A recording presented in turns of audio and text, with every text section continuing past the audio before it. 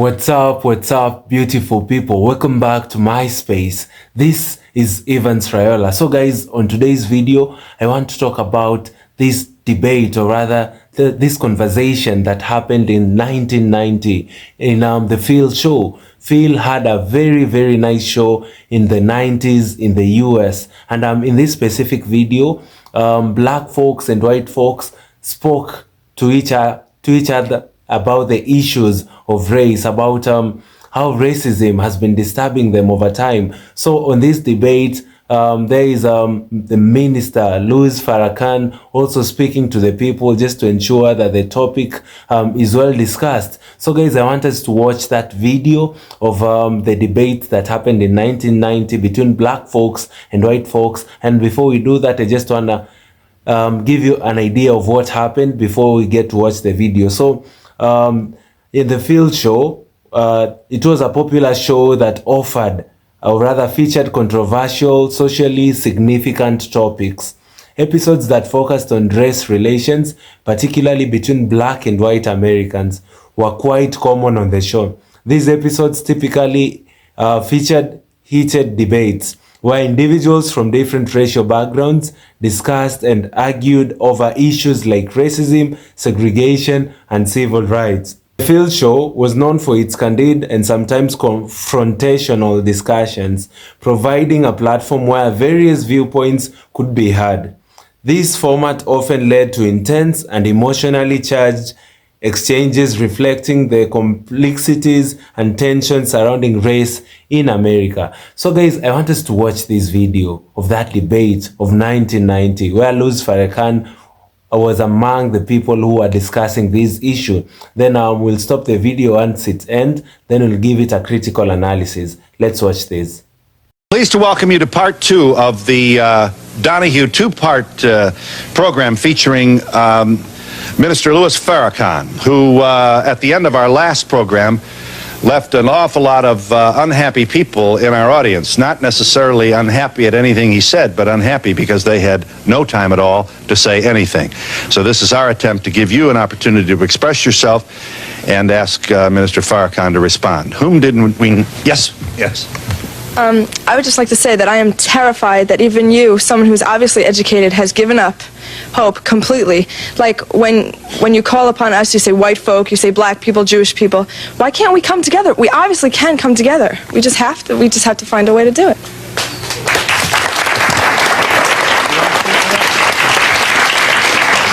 The desire is good, but the reality is the total opposite of your desire. And unfortunately, as a young lady, you are not in the position of power to make the decisions to make America work.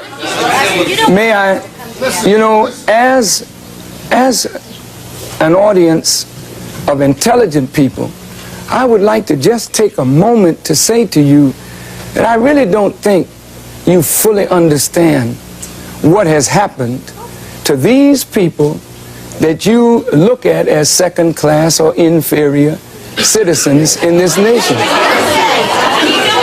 Black people who were brought to this country were stripped of their names, language, culture, religion, God, and taken totally away from the history of themselves. Here are 30 million people who don't wear their own names, they wear your names. Who don't speak their own language, they speak English, which is not their language. They never were allowed their own cultural expression of Africa.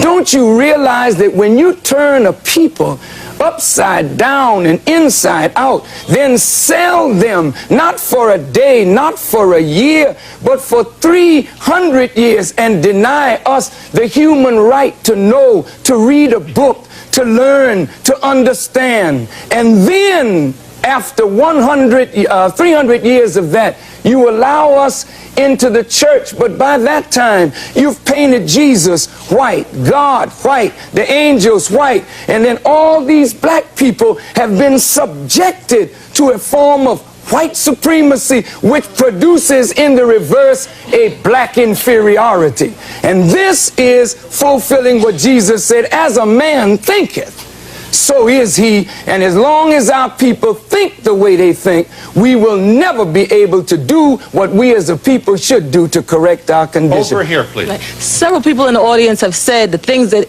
he's saying, but you really about.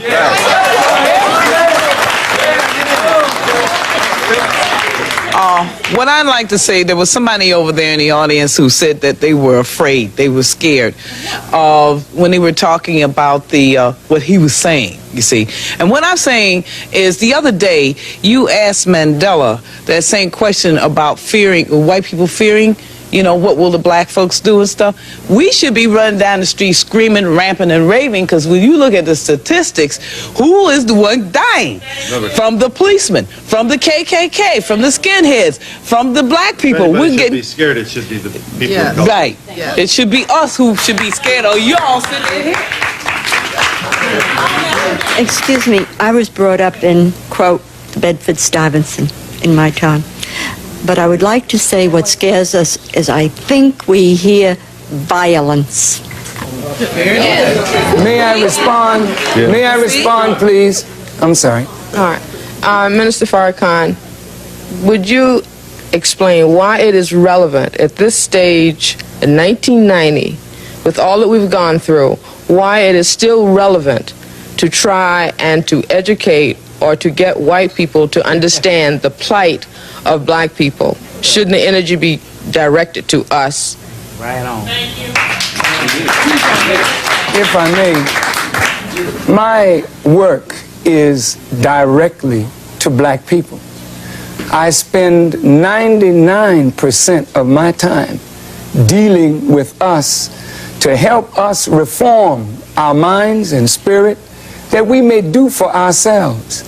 However, when you live in a society like this, and we know that in order to effect a solution to a problem between black and white, then there's going to have to be some meaningful dialogue between black and white in order to effect a solution. The young lady said she's afraid of violence. And isn't it sad that we who have been the victims of so much violence, now whites fear violence from us? We do not have a history of killing white people. White people have a history of killing us. See? And what you fear, may I say this, sir? What you fear, and it's a deep guilt thing, that white folks suffer. You are afraid that if we ever come to power, we will do to you and your fathers what you and your people have done to us. And I think you are judging us by the state of your own mind, and that is not necessarily the mind of black people. I'm with you in that you're talking about wanting to have meaningful dialogue, and that's a problem. You know, right away, I don't know what's going to make whites happy, for Pete's sake. You know, you're talking about trying to find a solution to your problem. You're trying hard to do that, and we're tuning you right out. We're arguing with you. We're not agreeing with anything. We're not trying to give you a chance. For Pete's sake, you know, what do we want?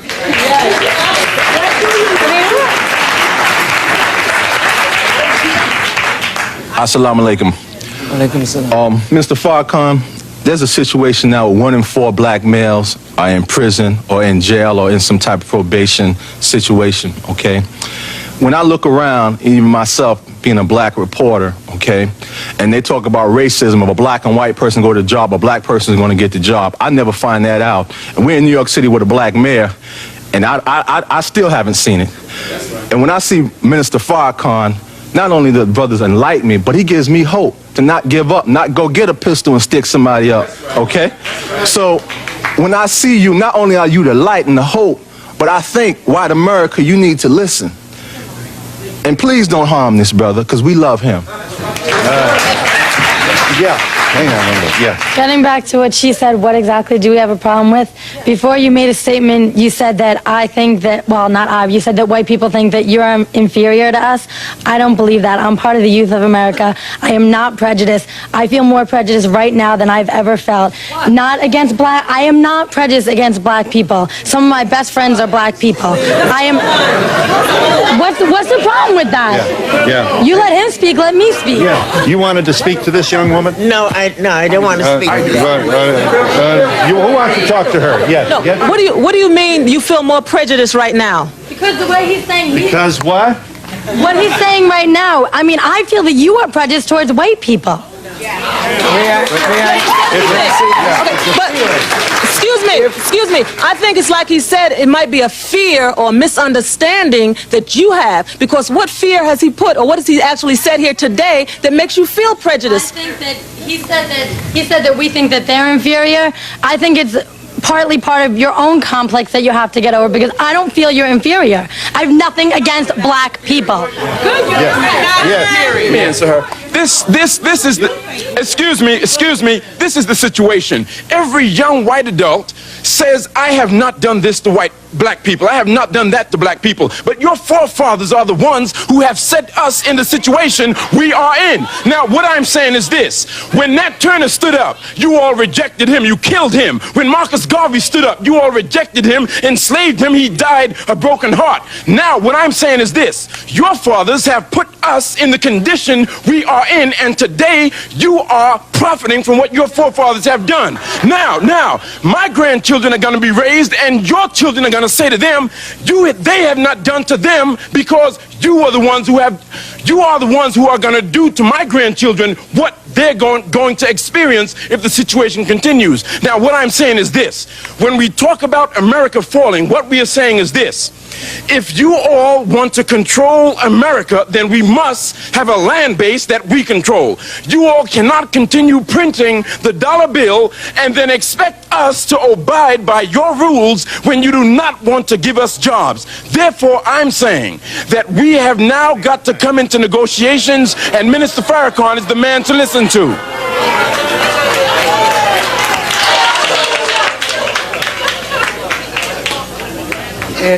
It becomes apparent more and more as we listen to each other and try to talk to each other that we don't perceive reality the same. That's right. And as we're talking about either reconciling differences or separating, it becomes clear that if two people are looking at the same thing and perceiving it so differently, then the two people are operating under a different stimulus.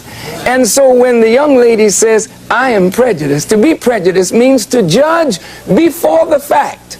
After 400 years of living and experiencing, we're not prejudiced. We are looking at the reality of what we have suffered and continue to suffer. Are you there? Yeah. Are you there, caller? Yes. Thank you for waiting. I'm sorry it took us a while to get you, but go ahead. I know you'll be brief. I'm a white American born into poverty, and I overcame it. You know, the opportunities are here in America, and why can't we just start now? We hear all this violence. Why can't we just talk in a positive way and go forward instead of remembering all these things that are in the past that are negative? They were not good for blacks, not good for white people. Yes, Minister Farrakhan commenting.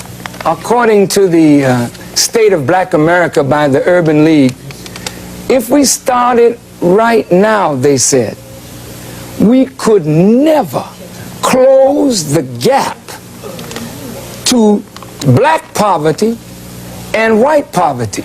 She said, let us start right now. Let's forget the past. Notice this. When Jewish people remember the Holocaust and want the world to remember the Holocaust. Wait. Why do you want the world to remember? Because if the world does not remember, it is likely to repeat itself. And Jewish persons who suffered from the Holocaust want the world to remember this because the world turned its back while Jews were put in ovens. I, as a black person, want my people to remember what we have suffered and what we continue to suffer so that we will say like the Jews, never again. Never again. Okay, I've been listening in this corner right here, and I've heard a whole lot of negative things from the white people here. When you were trying to explain yourself, the white people don't want to hear you explain yourself. They drown you out. They start already trying to drown you out and talk over you. There's a certain amount of white arrogance here, and they don't want to listen to what black people are saying. They don't understand because they don't want to understand. I've heard a woman here say, go back to Africa. Somebody said, we have a black holiday. What does that mean? So what? What does that mean? He did not say that. He said, if we have a choice, what some of us can go and some of us can stay. But there's no understanding in here. People are just trying to talk. To those arrogant persons, you know, when you tell us go back, please remember where you came from. And when you want to relegate somebody to a specific place, just remember what your origin is in this world. Please, I'm not trying to be disrespectful, but I want you to understand that you, wherever you are on the earth, you are not a native anywhere. You came there and took it from the native people who are there. So please don't talk about going back, because if others talk to you about that, where would you go? Family, I hope you all have seen how the issues of race could bring, or rather trigger, different emotions of different people. At some point, people are losing their cool discussing this same issue of race. You know, this debate started with this white lady asking, why can't we come together? Then different black folks started showing their rage as to why they think that it can be difficult for white and black folks to come together right now. So Louis Farrakhan says the desire is good, but the reality is totally opposite. This was his answer to the white lady asking, why can't we come together? The desire is good, but the reality is totally opposite. I don't really think you know what has happened to these people that you look as second class and inferior. You know, we all know the history of black folks in the US. The slavery that they were put in for all those years. There's a lot of rage in them. We all know that. I don't really think you know what happened to these people that you look as the second class or inferior. Black people were stripped of their name, language, culture, and religion.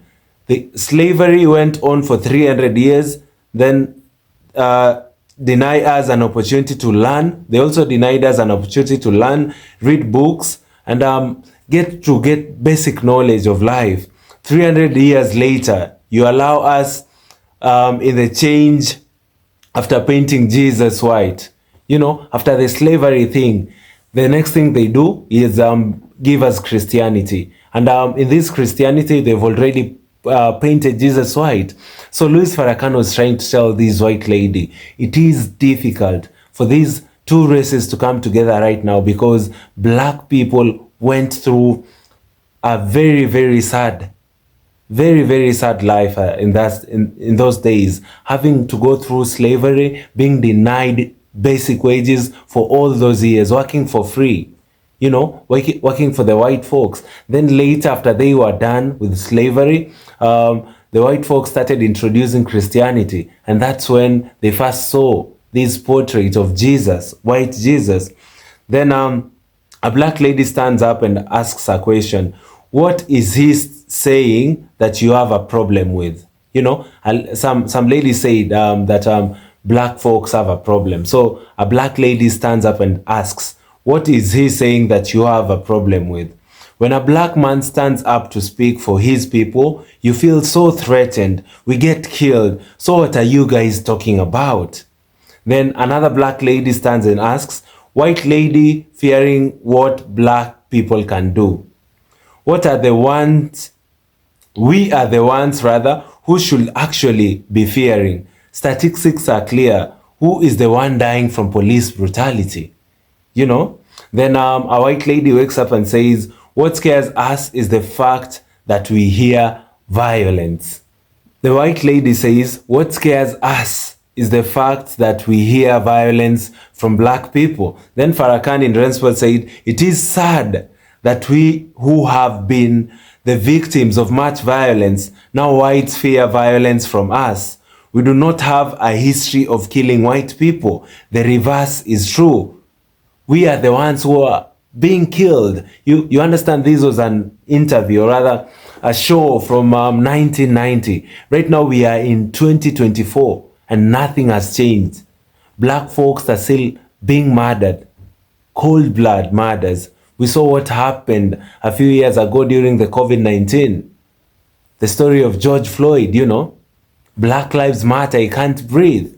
Black folks are still being subjected to a lot of racism in the US in this time. White folks, white supremacists to be specific, are still killing black folks in cold blood. So when the lady says that she's afraid of violence from black people, you wonder how. Because the opposite is true. Black folks have never been violent to the white folks in the US. Then Louis Farrakhan continues, what you fear is you are afraid that if we get the power, we will do the very same thing. That's the biggest fear of a white supremacist, that when black people do get the opportunity, when black people do get the power, you know, they'll take over and they will revenge.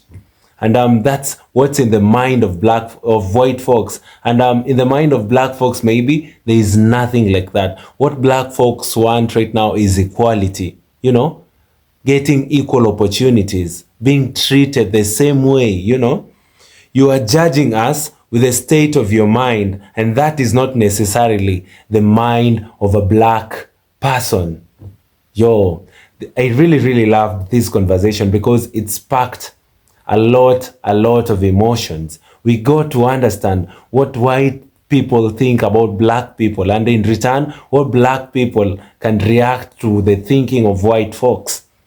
This was a very instrumental video, and it is saddening that in 2024, the video was done in 1990. Right now we are in 2024 and there is not much change. Yo, how unfair can life be? All this time, they are not listening to black folks. Then another black man says, every young black adult said they haven't done anything wrong to black people, but the problem started with their forefathers. Sorry, he says, every young white adult says they haven't done anything wrong to black people, but the problem started with their forefathers. It's not about you, it's about your forefathers. The slavery they subjected us into, you know, the people they've killed. Look at Marcus Garvey and all those prominent black leaders who are trying to advocate for equal opportunities for black folks and white folks. They all killed in cold blood. The same things are happening right now, man. And it is so sad. This is just a call up for black folks to continue spreading the knowledge outside there. We must be treated well. It is our time right now. It's time that our voices must be heard. So guys, thank you so much for watching this video. Kindly do consider subscribing to my channel for amazing black stories in Africa and in the diaspora. Currently, I am doing a series on black history in the US, and you do not want to miss any episode. For the last 2 weeks, I've been posting videos in regards to these topics. So go watch other videos if you haven't, and I'll be so grateful. So kindly also do consider subscribing to my channel, like this video so as it can be recommended to other people who would want to watch the same kind of content, and I'll be so grateful, guys. So subscribe, like, share my work. You can also support me through super thanks down below, and I'll be so grateful, guys. See you all in my next video. Goodbye.